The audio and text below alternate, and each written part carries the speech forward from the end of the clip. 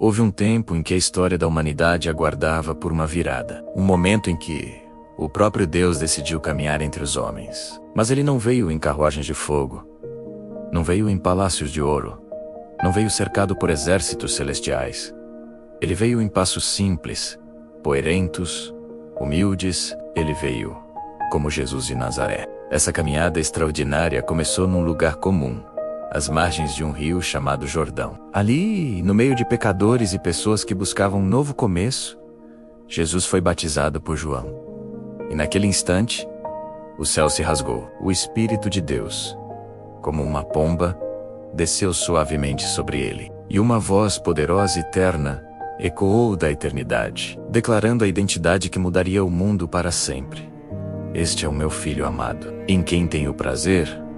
Com a afirmação do Pai, a missão começou. Mas o primeiro destino não foi uma multidão, não foi um palanque, foi o deserto. 40 dias e 40 noites de silêncio, de fome, de provação intensa. Foi lá, na solidão do deserto, que o inimigo lançou seus ataques mais ferozes, tentando desviar Jesus do seu propósito. Ele ofereceu poder, glória, alívio imediato. Mas em cada tentação, Jesus permaneceu inabalável, firme na palavra de Deus.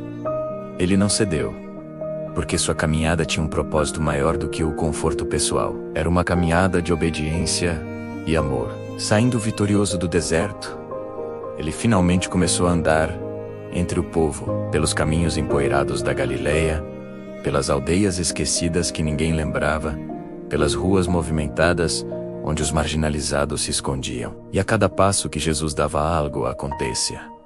Onde Jesus chegava, a esperança chegava junto. A atmosfera mudava, o impossível se tornava realidade. Para o cego que nunca viu a luz do sol, Jesus trazia visão. Para o paralítico que passava os dias deitado em uma esteira, ele ordenava: levanta-te e anda. Para os oprimidos por forças espirituais, ele trazia libertação com uma única palavra. Para os corações quebrados, feridos pela vida, ele oferecia uma restauração profunda, um consolo que só ele podia dar. Pessoas que eram invisíveis para a sociedade se tornavam o centro da sua atenção. Mas o maior milagre, o mais transformador de todos, não estava apenas nos sinais e maravilhas que ele realizava. Estava em suas palavras. Palavras simples, mas que carregavam o peso da eternidade. Ele olhava para as multidões cansadas e sobrecarregadas e dizia: vinde a mim, todos vocês, e eu vos aliviarei. Ele ensinava algo radical, que virava o mundo de cabeça para baixo. Amai uns aos outros como eu vos amei. Ele quebrava o ciclo de vingança e amargura com um mandamento revolucionário: perdoai, não 7 vezes, mas 70 vezes 7. Suas palavras eram como água viva para uma alma sedenta. E homens e mulheres simples, pessoas comuns, ouviram essa voz e não puderam mais ser os mesmos. Pescadores roots como Pedro e André largaram suas redes, o trabalho de uma vida inteira, para seguir um chamado incerto, mas irresistível. Coletores de impostos desprezados, como Mateus, abandonaram suas mesas de dinheiro para encontrar uma riqueza que não se corrompe. Pecadores, rejeitados, pessoas comuns que ninguém daria valor, foram os que ele chamou. Porque a verdade é que Jesus não chamava os perfeitos, os qualificados, os que já tinham tudo resolvido. Ele chamava os dispostos, e no processo da caminhada, ele transformava os chamados. No entanto, nem todos aceitaram sua luz. A mesma luz que atraía os humildes, ofuscava os orgulhosos. Líderes religiosos, que deveriam ser os primeiros a reconhecê-lo, sentiram-se ameaçados por sua autoridade e sua mensagem de graça. Eles o rejeitaram. Muitas multidões que antes o aclamavam por causa dos milagres, se afastaram quando suas palavras se tornaram mais desafiadoras. E no círculo mais íntimo, um amigo, alguém que partilhou o pão com ele, o traiu por 30 moedas de prata. Veio então a noite mais escura da história, a noite da dor. Jesus foi preso no jardim, julgado injustamente em tribunais corruptos, humilhado publicamente por aqueles que ele veio salvar. E mesmo ferido, Mesmo exausto física e emocionalmente, ele continuou caminhando. Caminhou sob o peso de acusações falsas. Caminhou pelas ruas de Jerusalém, carregando uma cruz que não era sua. A cruz pesava sobre seus ombros dilacerados. O sangue escorria por seu rosto. Mas havia algo mais forte que o sustentava. O amor.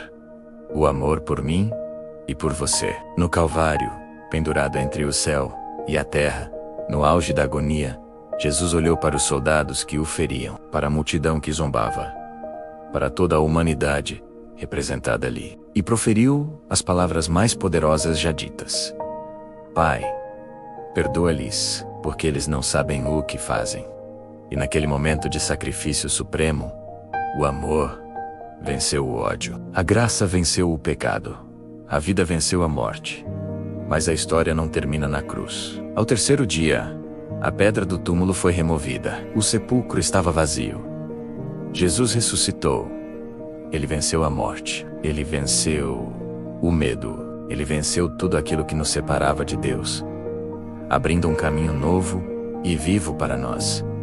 Antes de subir aos céus, ele reuniu os seus seguidores e lhes deixou uma missão, uma continuação da sua própria jornada. Ele disse: vão, continuem a caminhada, levem esta notícia a todos os povos, porque a caminhada de Jesus, na verdade, nunca terminou. Ela continua hoje, continua em cada coração que se abre para crer nele.